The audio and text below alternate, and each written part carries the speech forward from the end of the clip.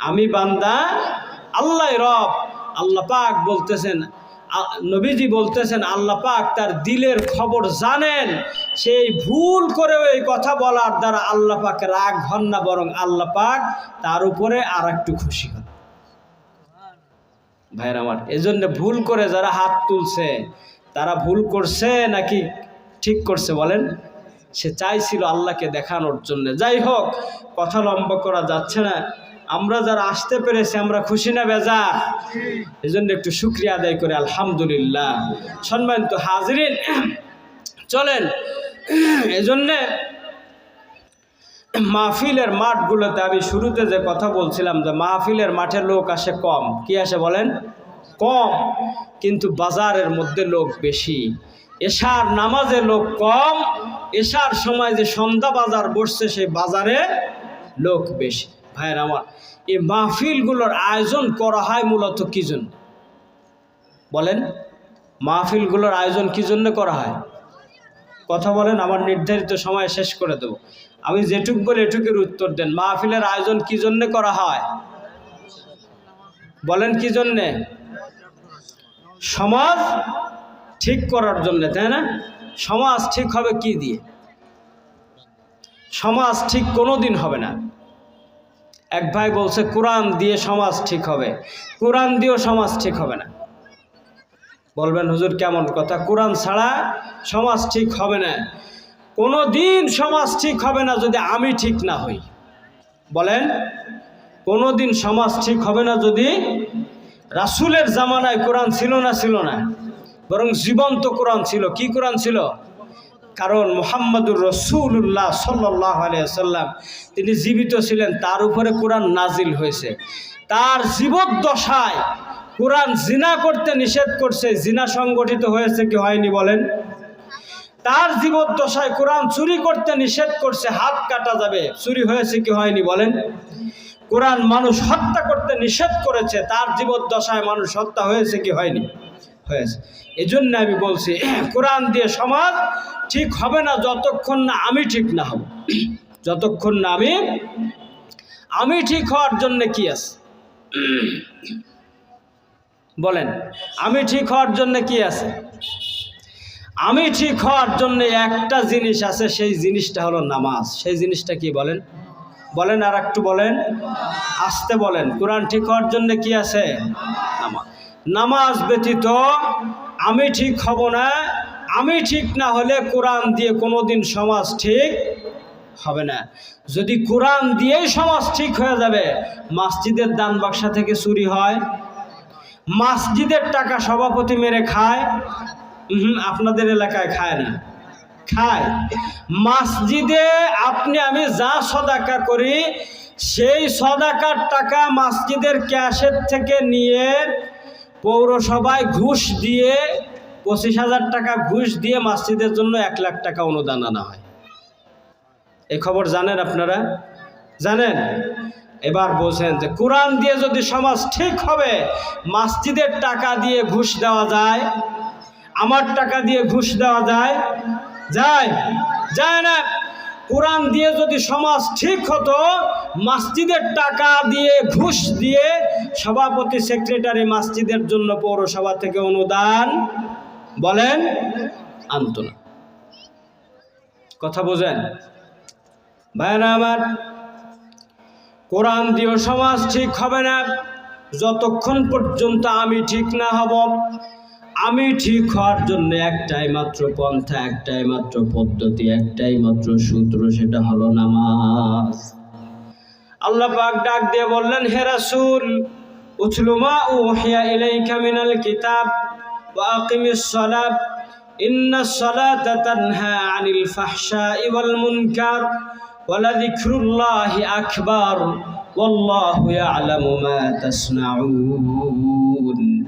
হে রাসূল, আল্লাহ পাক ডাক দিয়ে বললেন, উতলু মা উহিয়া ইলাইকা মিনাল কিতাবি ওয়া আকিমিস সালাত।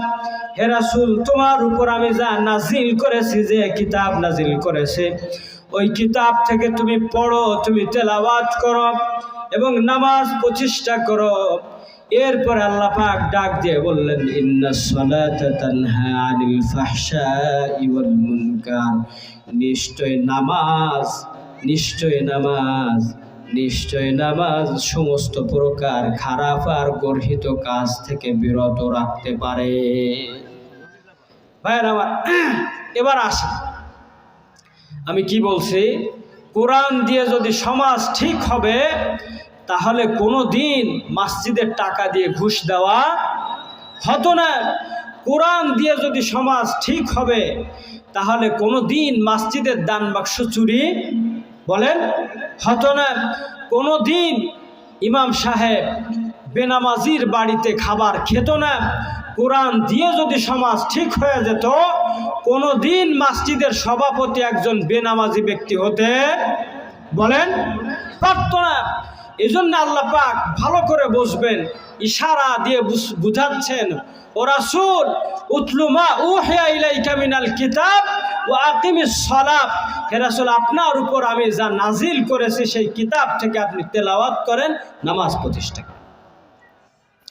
নামাজই একমাত্র পারে সমস্ত প্রকার গর্হিত কাজ থেকে বিরত রাখতে। আল্লাহ পাক দুইটা কথা এখানে বলছেন, কি ইন্নাস সালাতা তানহা, নিশ্চয় নামাজ বিরত রাখতে পারে, আনিল ফাহশাই ওয়াল মুনকার, যত প্রকার ফাহেসা কাজ আছে, নির্লজ্জ কাজ আছে। কি কাজ বলেন, কি কাজ বলেন, আবার বলেন কি কাজ?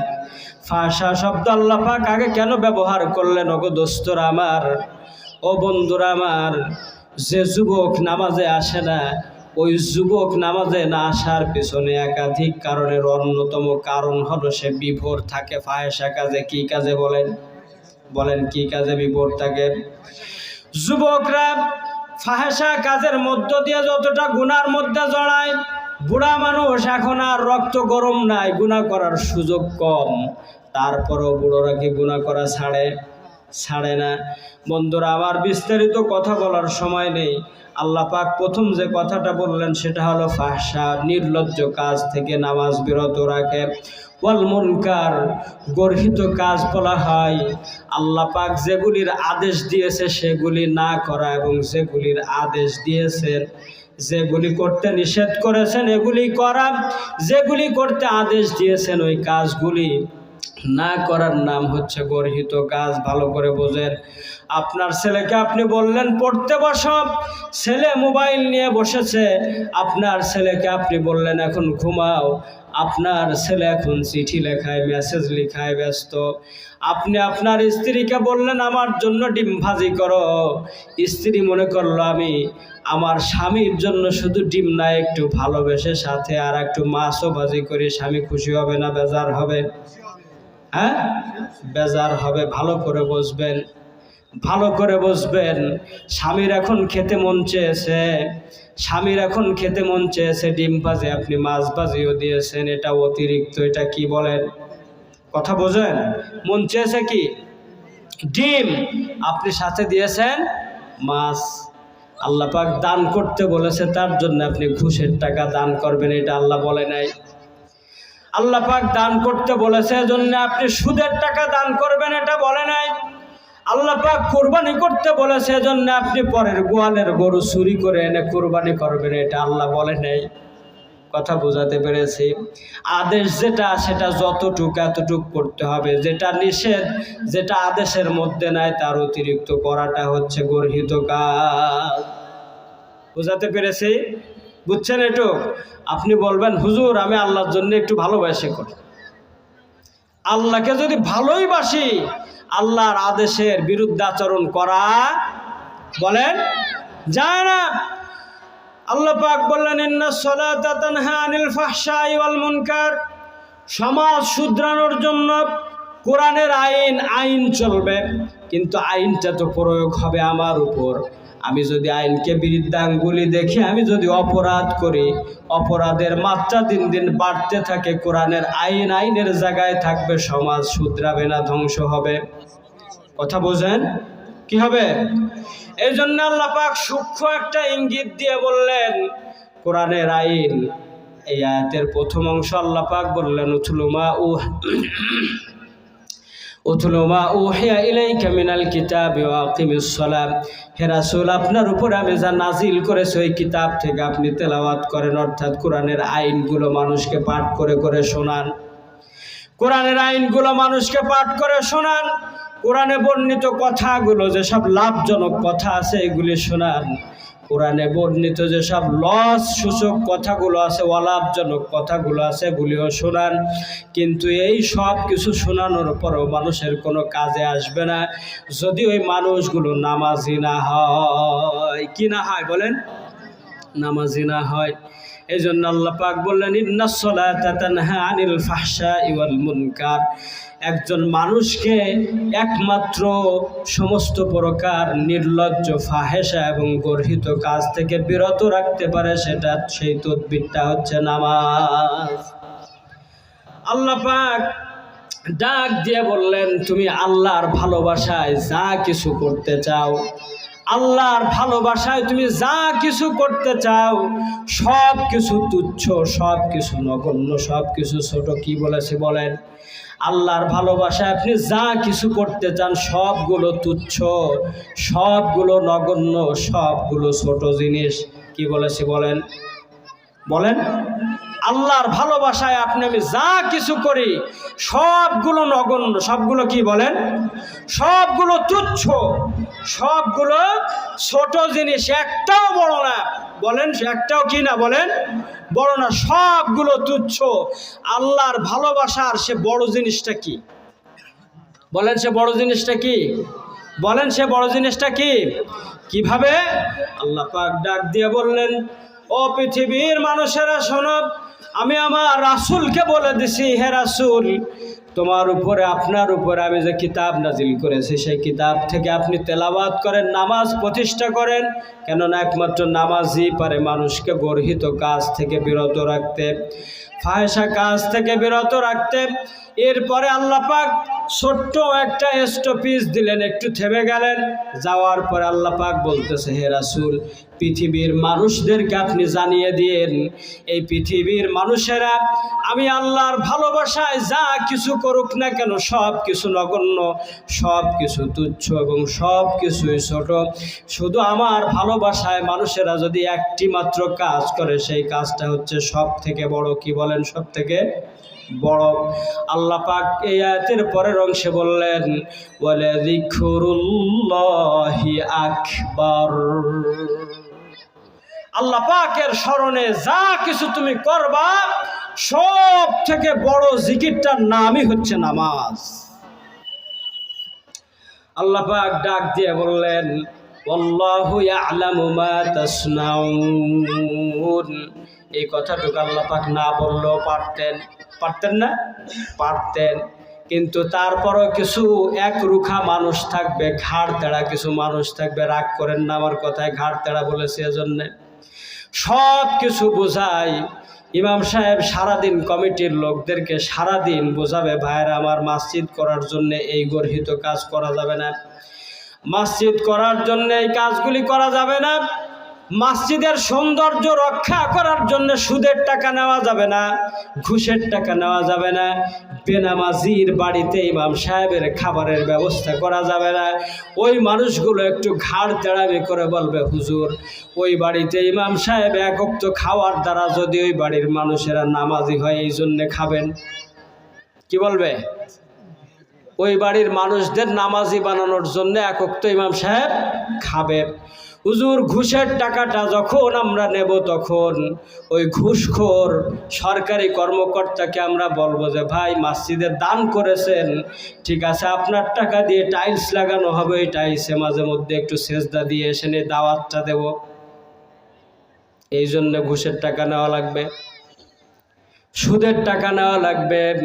ওগো দোস্তরাই ঘাড় তেড়ামি করার জন্য আল্লাহ পাক আর একটু বাড়িয়ে বললেন, আল্লাহু ইয়ালামু মা তাসনাউন। সনা শব্দের অর্থ হচ্ছে প্রাসাদ বানানো। কি বানানো? আল্লাহ পাক বললেন আল্লাহ জানেন, ভবিষ্যতেও জানবেন, সব সময় জানবেন। মা তাসনাউন, তোমরা যা বানাবা, তোমরা যে সূত্র বানাবা, তোমরা যেসব ফতোয়া নিজেরা বানিয়ে তারপর তাই দিয়ে গর্হিত কাজ করবা, এইগুলি আল্লাহ পাক জানেন। দোস্তরা আমার, এখন আর ওইদিকে কথা বাড়াবো না। কথা হলো সমাজ বিনির্মাণের জন্যে, সমাজ শুধরানোর জন্য, আর সমাজ ভালো করার জন্যে একটি মাত্র তদবির, একটি মাত্র তাবিজ, একটি মাত্র আইন। সেটা কি বলেন? নামাজ।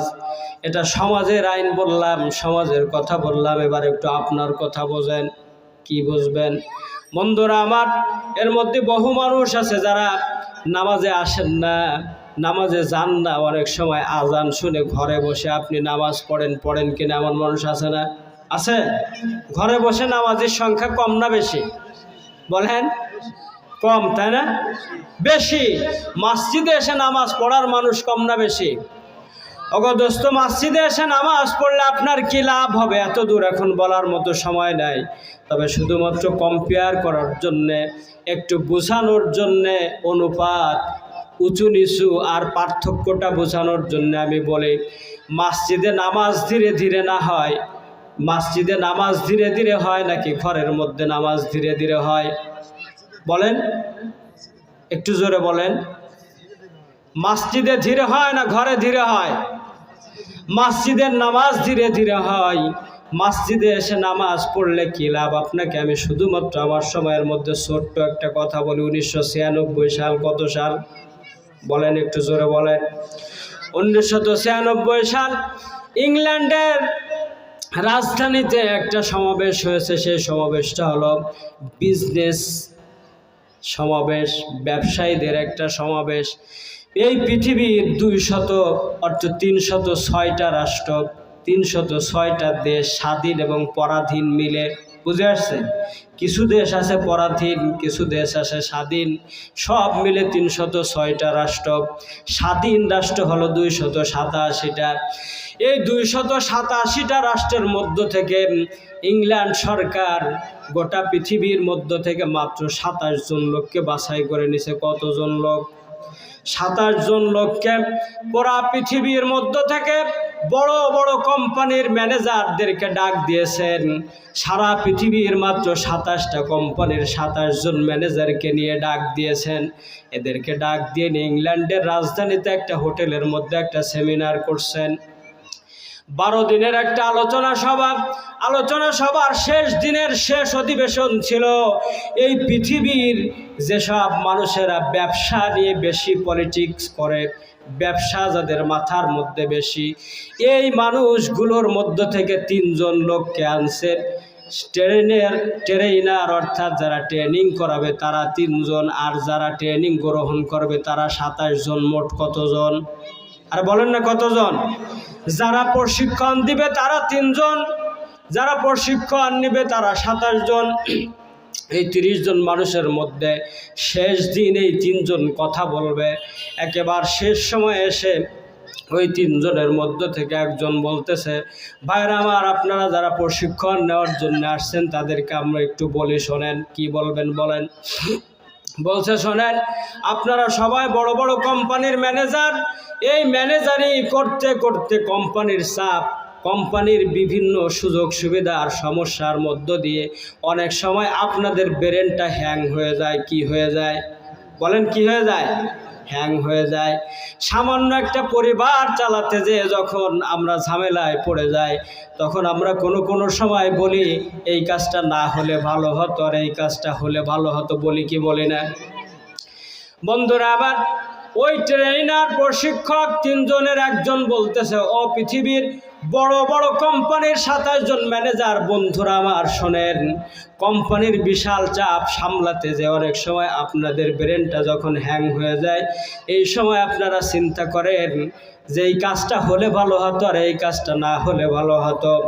3 মাস 6 মাস পরে আপনার যখন মিজাজটা একটু রূঢ় হয়ে যায়, খারাপ হয়ে যায়, তখন কোম্পানির মালিক আপনাকে ঘোরার জন্যে, কোম্পানির টাকা দিয়ে সপরিবারে ঘোরার জন্য বিদেশ ভ্রমণে পাঠায় কিনা জানেন?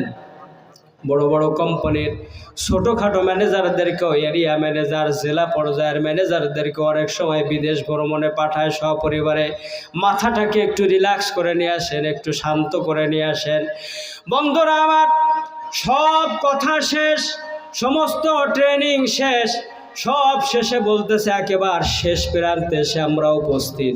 এই সময় আপনাদেরকে একটি মাত্র ট্রেনিং দিয়ে দেব, যে ট্রেনিংটা হচ্ছে আপনি যখন কোম্পানির ঝামেলা সামলাতে যে মাথা হ্যাং হয়ে যাবে, ওই সময় এই কাজটা একটু করবেন, তাহলে আপনার ব্রেন আবার ঠিক হয়ে যাবে। শেষ ট্রেনিং বলছে আপনাদেরকে একটা ব্যায়াম শিখায় দেব। এই কথা বলার সাথে সাথে বাহির থেকে একজন লোক আসলো রুমের মধ্যে। এসে তিনি ছোট্ট করে একটা সুইচ চাপ দিলেন, সমস্ত প্রকার সাদা বাতিগুলো বন্ধ হয়ে গেল, একটা ডিম লাইটের মতো হলুদ বাতি জ্বলে গেল। প্রশিক্ষক একজন বলতেছে 27 জন ম্যানেজার আপনারা সবাই চেয়ার থেকে নেমে বসেন। কোথার থেকে নেমে বসবে বলেন? আমার সময় শেষ, সংক্ষেপে ছেড়ে দেবো, একটু কথা বলতে হবে এখন। সবাই আপনারা চেয়ার থেকে নেমে বসেন, নিচুতে বসেন, মাটিতে বসেন। কিভাবে বসবেন? নামাজের আত্তাহিয়াতুস সূরাতে আমরা যেভাবে বসি বলছে 2 পা ভাঁজ করে দিয়ে আপনারা বসেন। বসার পরে এবার বলতেছে একটু ইশারা দেওয়ার সাথে সাথে আর একটা বাতি, এই বাতিটা বন্ধ হয়ে একটা সবুজ বাতি জ্বলে গেছে। বাতি জ্বলার পরে প্রশিক্ষক সাহেব বলতেছেন, ও আমার বন্ধুরা, ম্যানেজার ভাইয়েরা, তোমরা শোনো, তোমরা এখন এই আত্তাহিয়াতুস সূরাতে অর্থাৎ নামাজের সূরাতে বসো। বসার পরে তোমরা এখন মাথাটা একটু নিচু করে দাও। আত্তাহিয়াতুতে বসে আমরা নজর রাখি কোথায় বলেন? চোখ রাখি কোথায়? সেজদার জায়গার মধ্যে যখন নজর রাখি তখন আমাদের মাথাটা আস্তে করে একটু নিচু হয়ে যায়, এরকম হয় কি হয় না? প্রশিক্ষক বলতেছে, আমার ম্যানেজার বন্ধুরা শোনো, তোমরা সবাই বসেছ, এখন কিছু সময়ের জন্য মাথাটা একটু নিচু করে দাও, থুতনিটা একটু বুকের সাথে লাগাও। লাগানোর কথা যখনই বলেছে তখন বাহির থেকে আসা লোকটা সুইচটা চাপ দিছে, সবুজ বাতিটাও বন্ধ হয়ে গেছে, পুরা ঘর অন্ধকার। এখন যিনি এই কথাগুলি বলতেছেন তখন তিনি ইংরেজিতে যে কথাটা বলতেছেন সেটার বাংলা অর্থ হলো, সব কিছু ভুলে যান, একটু প্রশান্তির জন্য নিজেকে ফ্রি মনে করেন। সব কিছু ভুলে যান, প্রশান্তির জন্য নিজেকে একটু ফ্রি মনে করেন। সব কিছু ভুলে যান, সব কিছু ভুলে যান, ফরগেট এভরিথিং, সব কিছু ভুলে যান, নিজেকে একটু প্রশান্তির জন্য একটু রিল্যাক্স মনে করেন, ফ্রি মনে করেন। 6 মিনিট সময় এই কথা বলার পরে আবার লাইট জ্বালিয়ে দিয়েছে। বাতি জ্বলার পরে এবার বলতেছেন, ইন্দোনেশিয়ার একজন ম্যানেজারকে ডাক দিয়ে বলছে, ভাই তুমি দাঁড়াও। দাঁড়ানোর পরে বলতেছে, এখন তোমার কাছে কেমন মনে হয়? বলতেছে, এখন আমার কাছে একটু ফ্রি ফ্রি মনে হয়। এরপরে সুইডেনের একজনকে ডাক দিয়ে বলছে, তোমার কাছে এখন কেমন মনে হয়? বলতেছে, এখন একটু রিল্যাক্স মনে হয়। এভাবে করে সবাইকে জিজ্ঞাসা করছে।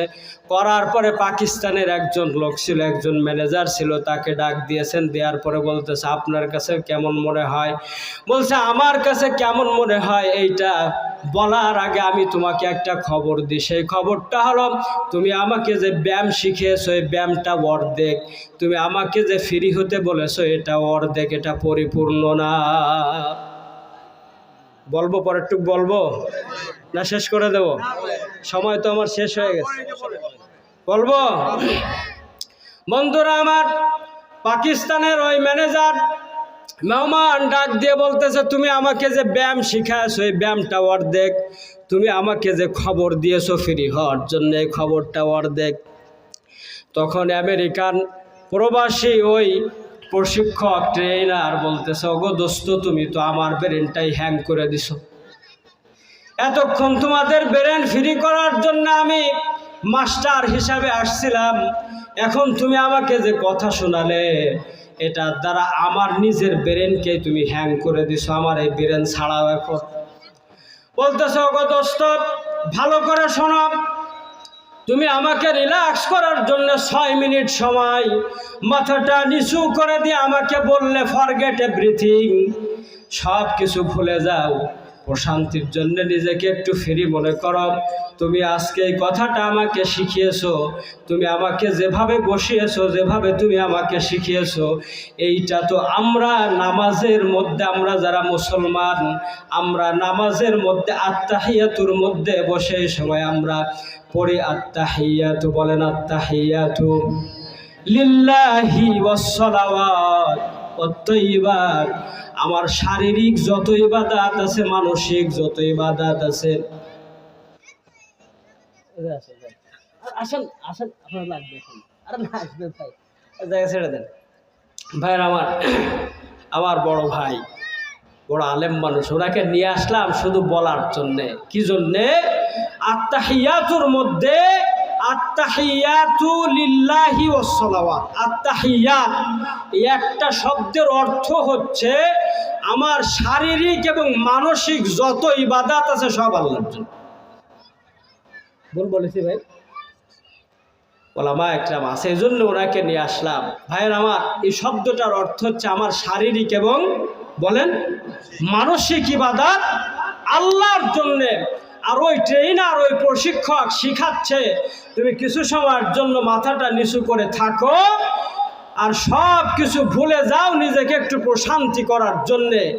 পাকিস্তানের ওই ম্যানেজার বলতেছে, গো দোস্ত, তুমি আমাকে 6 মিনিটে যা শিখালে, এই শিক্ষাটা তো আমরা নামাজের মধ্যে আত্তাহিয়াতুতে বসেই বলি। আমার যাবতীয় শারীরিক এবং মানসিক ইবাদত সব কার জন্যে? আল্লাহর জন্যে। আর তুমি আমাকে শিখালে যে সব কিছু আমি ভুলে যাচ্ছি একটু প্রশান্তির জন্যে। এটা পরিপূর্ণ না অর্ধেক? অর্ধেক। এই জন্য উনি বলতেছে, দোস্ত তুমি যা বলেছ, এতক্ষণ যা শিখিয়েছ, 12 দিন ট্রেনিং করানোর পরে, 12 দিন প্রশিক্ষণ দেওয়ার পরে শেষ সময়ের তোমার ঘোষিত শেষ ট্রেনিং, এটা সম্পূর্ণ না অসম্পূর্ণ? অসম্পূর্ণ। তুমি আমাকে যা শিখিয়েছ, তুমি বলেছে শুধু শরীরের জন্যে, আল্লাহ পাক আমাকে আরো আগে শিখিয়েছে তার রাসূলের মাধ্যমে। আমার শারীরিক এবং মানসিক যত প্রশান্তি আছে সব কোথার থেকে আসে? ওগো বন্ধুরা আমার, এই জন্য পাকিস্তানের ওই ভাই বলেছে, ওগো ট্রেনার, ওগো প্রশিক্ষক, তুমি শোনো, তুমি যা আমাকে শিখিয়েছো এটা অসম্পূর্ণ, তোমার ব্যায়ামটাও অসম্পূর্ণ, তুমি আমাকে যে কথাটা শিখিয়েছো এটাও অসম্পূর্ণ। তোমার এটার আগে আমার রব এর থেকেও ভালো ব্যায়াম আমাকে শিখাইছে, যে ব্যায়ামের দ্বারা তুমি তো আমাকে 6 মিনিট বসিয়ে রাখার দ্বারা, এই ব্যায়াম শিখানোর মধ্য দিয়ে তুমি একটু আমাকে শুধুমাত্র শারীরিক কসরত থেকে মুক্ত হওয়ার জন্য আমাকে শিখালে, অথচ আমার শরীরের রোগগুলো দূর করার জন্য আমার রাসূল আমাকে এর থেকে ভালো একটা ব্যায়াম শিখাইছে। এখন ওই প্রশিক্ষক বলে, দোস্ত তোমার সাথে যতই কথা বলি আমার ব্রেনটা কেন যেন হ্যাং হয়ে যাচ্ছে, আমার ব্রেন কাজ করে না, আমার ব্রেন কাজ করে না, তুমি একটু খোলামেলা আমাকে বলো। তখন ওই প্রশিক্ষক বিজনেস বিজ্ঞানী, ব্যবসার উপর লেখাপড়া করে যে বিজ্ঞান অর্জন করেছে, ওই ব্যক্তি বলতেছে, তুমি আমাকে একটু খুলে মিলে বলো। তখন পাকিস্তানের ওই ম্যানেজার বলতেছে, গো দোস্ত শোনো, আমার রাসূল 1400 বছর আগে, আজ থেকে 1400 বছর আগে মদিনার মসজিদে নববীতে আমাকে যে নামাজ শিখিয়েছে, সেই নামাজ দ্বারা কি হয় শোনো।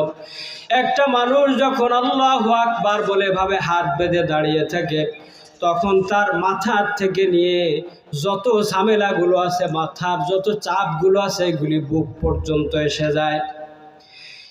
মানুষ যখন আল্লাহর ইবাদত করতে নামাজের মধ্যে যে যখন রুকুতে চলে যায়, যেভাবে রুকু করার কথা হাদিসে এসেছে, মাথা এবং মাজা সব সমান হয়ে যাবে, এইভাবে যখন একজন ব্যক্তি নামাজ পড়ে, আমার রাসূলের শিখানো এই নামাজের মধ্য দিয়ে একজন ব্যক্তির মাজার ব্যথা দূর হয়ে যায়। ওগো দোস্ত, একজন মানুষ যখন আল্লাহর স্মরণে সেজদায় পড়ে যায়, তখন ওই মানুষটার মাথার মধ্যে রক্ত চলাচল বৃদ্ধি পায়।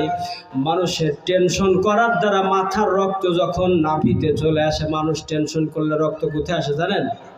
বলেন কোথায় আসে? টেনশন করার দ্বারা মানুষ যখন স্ট্রোক করে, এই সময় তার মাথা চাপ যখন সহ্য করতে না পারে তখন মাথার রক্তগুলো নাভিতে চলে আসে। ওই ব্যক্তি বলতেছে, ওগো দোস্ত শোনো, ভালো করে শুনে রাখো, আমার রাসূল যে নামাজ শিখিয়েছে, যেভাবে সেজদা দিতে শিখিয়েছে, মানুষ যখন এভাবে সেজদা করে তখন নাভির রক্তগুলো মাথায় চলে যায়। মাথার কোষগুলো যখন পর্যাপ্ত পরিমাণে রক্ত পায় তখন মানুষের মাথার হ্যাং হয় না, তখন তার মাথার জামগুলো খুলতে শুরু করে।